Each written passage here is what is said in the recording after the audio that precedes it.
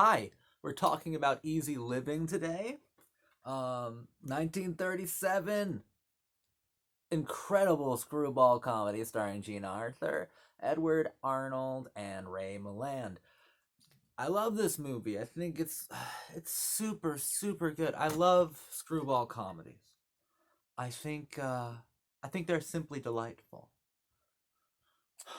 And Easy Living is one of my all-time favorite ones.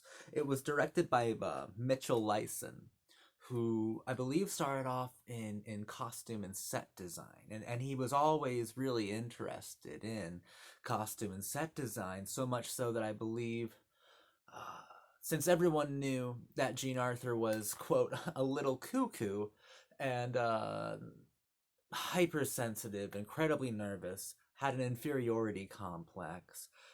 Mitchell Lyson personally styled her wardrobe and made sure that her hair and makeup were on point. Built a great relationship with her, and Mitchell Lyson was a known, or at least I'm pretty sure he was pretty open about it. He was a bisexual filmmaker, and I believe some of that energy is here in this film. Now, Easy Living, Gene Arthur is the mascot of the channel, my spiritual Hollywood twin, and this film has some fun behind the scenes dramas going on. So at this point, Gene Arthur was under contract to Columbia, and Harry Cohn ran Columbia, and Harry Cohn was a fucking cocksucker. He sucked. Everyone should hate Harry Cohn. He was a bit of a bastard, and I think outside of Mr. Deeds Goes to Town, and maybe one or two other films, the films at Columbia weren't quality. It was called Poverty Row for a reason. Really, Frank Capra and Gene Arthur were like two of the shining lights in the Poverty Row uh, kind of repertoire of creatives. And Gene Arthur, she was allowed within her contract. She could do two films for different companies, as well as, I believe, do take a few weeks off to do Broadway plays, since she loved Broadway. In fact, she kind of left Hollywood uh, near the end of the silent era and focused on Broadway, and really got her start there, or really started to love the craft of acting there and getting lost within a character, because since she had this inferiority complex and all of these insecurities about herself, she could kind of liberate those damaged parts of herself through playing characters on the stage, and that's really where she fell in love with acting. Then she came back to Hollywood a lot more confident, and much more of an individual. She was hyper individualistic. She was a nonconformist, and that made everyone think that she was difficult, but truly she just refused to conform and remained an individual throughout all of Hollywood. The actress that nobody knew, Jean Arthur, one of my personal heroes. And she made Easy Living uh, almost as a statement to Harry Cohn. Um, she said, "I'm leaving Columbia, and I'm gonna go make this picture Easy Living for Universal. No one can stop me. Or Paramount. No one can stop me. I'm doing this." And Harry Cohn went berserk. He took her to court, filed a lawsuit, kind of put her on a blacklist, put her on suspension, basically legally forced this woman to come back to work at Columbia, but she didn't get to make Easy Living. And Easy Living may have been the most comfortable that she was on set, partly due to how Mitchell Lyson kind of focused on her and made sure she was okay, treated her like an individual, honestly, like cared for her insecurities. He's someone who I think saw an inferiority complex, or those mental blockages, that those mental blockades that insecurities can do to a young woman, and he tended to them. He treated her with care. He understood how to direct people who were troubled. And Jean Arthur may have not been troubled, but she was different, and she needed alternate kinds of directing methods. But also, because I think that she was finally taking a stand against Harry Cohn, against his bizarre, warped little patriarchy, his terrible little boys' club of Columbia, because she loved playing these kinds of women in these kinds of films, the ones who can, the ones that all of the narrative gravitates towards, and they're smart and they're quick witted, but they're also very sensitive.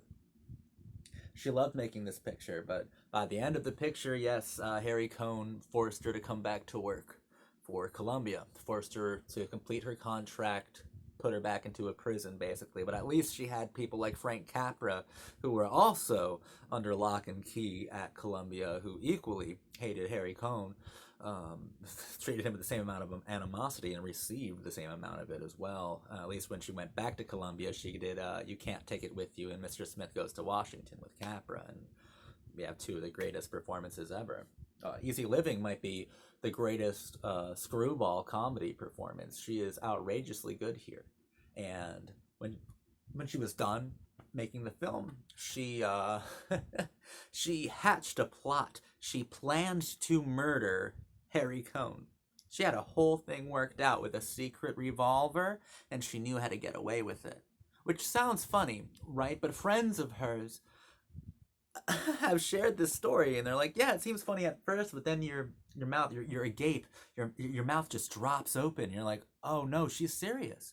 She seriously thought this all through. She's telling this to me very matter of factly. She thought it was reasonable, and wildly enough, it seemed plausible that she would get away with it. She thought it out perfectly. And I don't know, I love thinking of Jean Arthur, the protector of the inner child, hatching a plot to murder Harry Cohn of Columbia, to murder Hollywood executives. Now that's some heroic fucking shit.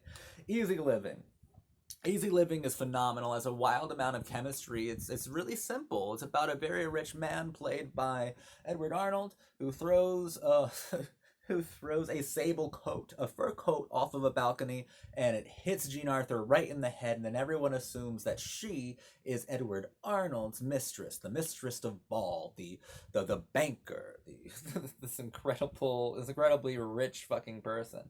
And she has no idea why she's swept up in this like this parade of glamour. She's taken into the Hotel Louis, put up in their finest imperial suite. And the Hotel Louis was based on the Waldorf Astoria. Screwball comedies are really fascinating because they were made during the Great Depression, where most of the people who went to films to watch them were destitute, were dispossessed, were very, very poor. And during the Great Depression, these kinds of luxury hotels were kind of eerie, or at least absurd. There must have been a great ironic juxtaposition to these beautiful, glamorous hotels that are empty because no one has the money to go into them or to stay at them. Screwball comedies people could really gravitate towards because it's not just about sex comedy without the sex. It's the idea of opposites attracting, opposites also meaning class. Easy Living and like It Happened One Night, My Man Godfrey. Most great screwball comedies deal directly with class and with the attraction that the upper class has for the poorer classes and vice versa, and also how often those who are not as financially wealthy, those who are poor or average, are much more not only sympathetic but understandable and funnier than those from the richer classes. So it kind of emboldens the people who watched it, or at least it romanticizes the people who watched it. Everyone needs a sort of Cinderella story. I like screwball comedies because simultaneously they're escapist, and also it opens up a dialogue directly with the Depression, directly with the financial and political struggles of its time, and the sexual struggles as well, the kind of battle of the sexes. It opens up a dialogue with actual problems while offering a kind of Cinderella escapism to it. I think that Easy Living is one of the best examples of this. There are are wonderful gags. It was written by Preston Sturgis, who is an insanely great scriptwriter, especially of screwball comedies. There are so many fantastic moments here, moments that make me genuinely laugh out loud. Um, like right from the very beginning, where Jean Arthur is in Edward Arnold's cab. Jean Arthur plays Mary Smith, like just a normal average like woman. She's not as smart as like her performances like Clarissa Saunders in Mr. Smith Goes to Washington, or as Babe Bennett in Mr. Deeds, but she's still really great and really cool. And she's in a, not in a cab with him, but she's in like his chauffeur vehicle, right? And he's explaining to her like how interest works, and how she's wrong in thinking about and thinking that she's getting a good deal by buying something with an interest on it, something fucking stupid. But he gets really passionate about it, and then Jean Arthur is like, you don't have to get so mad just because you're so stupid. Like, even a child can figure out that 12 times 1 is 12. It's fucking great because she has that firecracker, like that snap, crackle, and pop voice that makes my heart melt. I think it's so cool. I think it's so incredible. This film is absolutely astonishingly funny and warm. I think Ray Milland and Jean Arthur have a wonderful chemistry together. I absolutely love them together, and some of the best parts of this film, I think, is kind of goes to show just how truly undervalued Mitchell Lyson was. There's a scene where Jean Arthur has been fired from her job, which, by the way she goes out is truly triumphant in a almost in a feminine rebellion sort of way, where she smashes a picture frame over her boss's head. It's really cool. It's actually really, really, really well done. But the part that's even more stirring, funny, and poignant or touching is when she goes back to her apartment and she's starving. She doesn't have any money, and she's looking for money around her apartment. It's mostly done in long takes, so the choreography of Jean Arthur by Lyson was pretty remarkable. And she goes to a piggy bank that she must have had since she was a child. Thing is, Lyson isn't necessarily a sentimental filmmaker, not like Frank Capra. So when she's shaking this thing that clearly has sentimental value, she hears like maybe there's like a nickel or two in there. So she puts it down, takes off her high heels, and she's like, "Oh, I'm sorry, piggy." She cares enough about it to to take out a neckerchief and tie it, like cover its eyes so it doesn't have to see, or she doesn't have to look her piggy bank in the eye that she clearly had for a long time while she smashes it. And the first time she misses it and just hits the bowl, the dresser drawer that's on top of really hard, and she gets like, that Jean Arthur way of like, oh, nervous, I made a loud noise, okay, let me just do it right. And then she swings it up again and smashes it down, it smashes, she gets 2 nickels out of it. But this is all done in one long take that is gloriously choreographed, and it's really smashing sentimentality in favor of practicality, right? It's almost saying that sentimentality is impractical because she's hungry. 10 cents is worth more than the years of nostalgia and tenderness that this piggy bank probably represented for this woman. And it's all done like mostly silently. I'm kind of projecting that onto the piggy bank, but Jean Arthur was a great enough actress, and Lyson choreographed the scene in a very tender and very funny sort of way that you're able to really insert narrative into there. A mini narrative, some miniature subtext into that scene, and it's kind of remarkable. And then, of course, that's where the film really gets to go berserk, because they go to the automat, and that's where she first meets Ray Milland, who is like this prodigal rich son who is working there and tries to get her some free like beef pies, and it all goes to fucking hell. It's like a food fight, almost euphoric. That's totally a berserker kind of moment where everyone's just clamoring over everybody. One of the most holy moments, most cinematic moments in all of screwball comedies is when she brings Ray Milland back to the Hotel Louis, and they're in that ornate, gaudy, ostentatious fucking bathtub with all of the with all the statues and all the fountains. It's like incredibly difficult to figure out how one would even use it to wash themselves without having to think themselves some Greek goddess, something hyper pretentious like that. And they're trying to figure out like how it even works, and it just goes off and they can't stop it, and they're slipping around together, and it's like that's the definition of screwball comedy to me.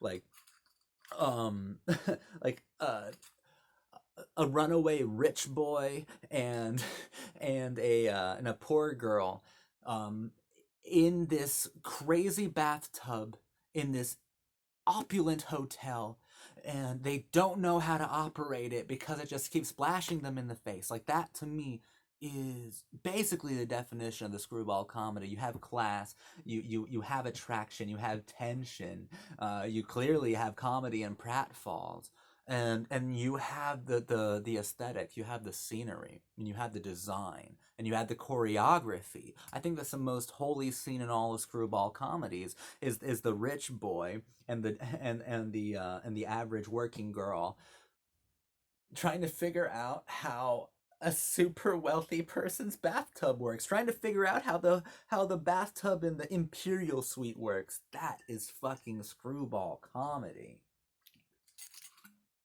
and that's adorable.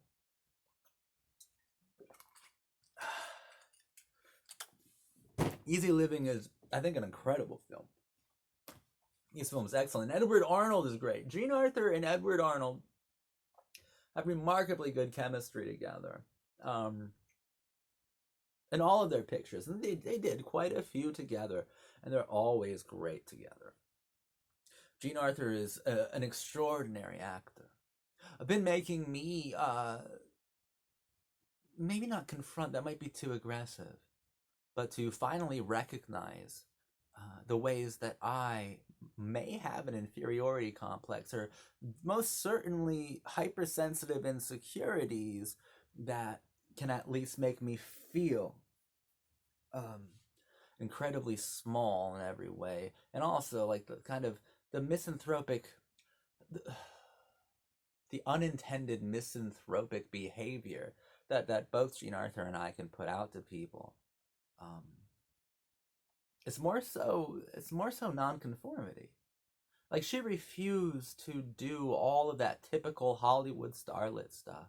She refused to lose her individualism, and where most people see celebrities living these fractured, dazzling lives as something glamorous or something to to emulate, certainly celebrate. She definitely didn't see it that way. She saw that as a loss of identity. She always wanted to remain fiercely herself, fiercely individualistic. And the only way to stay truly individual is to truly remove yourself from situations that you see as contrived or as self-serving, as narcissistic, and to never accept defeat. Walking is still honest. To always understand your needs. And if your needs are so important to you that it makes you feel insecure and others don't know how to treat you, well, that's not your fault. You're not like other people. No one is like any other person. Not too much. Jean Arthur would refuse to do interviews on the grounds that how is a perfect stranger supposed to understand simple things that I say when people that you've known your whole life really don't understand you. And I really relate to that. I think Jean Arthur is an incredible actress, and even more than that, an incredibly important philosophical concept. The Jean Arthur, the protector of the inner child, protector of that innocent part of you, or really the protector of that thing that was individual about you that's been chipped away bit by bit by the way society forces you to conform to certain expectations. Jean Arthur never did. Jean Arthur is a perfect heroine, and her character, Mary Smith in Easy Living, perfectly expresses the gamut, the entire range of the screwball comedy, of the screwball comedy heroine. And screwball comedies, the woman is typically the true hero. It's where the greatest amount of pathos is. It's where the momentum for the narrative comes from. It's the impetus for not only the comedy, but the romance. And through the comedy and romance, you get the social commentary. And through the social commentary, you get actual change. You can actually affect people, influence people, that although they don't have anything, so long as they have their own individualism, at least they'll still have that.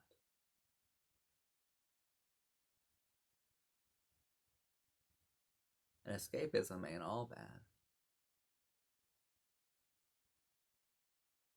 I think we all deserve what it's like to feel like Cinderella for a day, or for 88 minutes.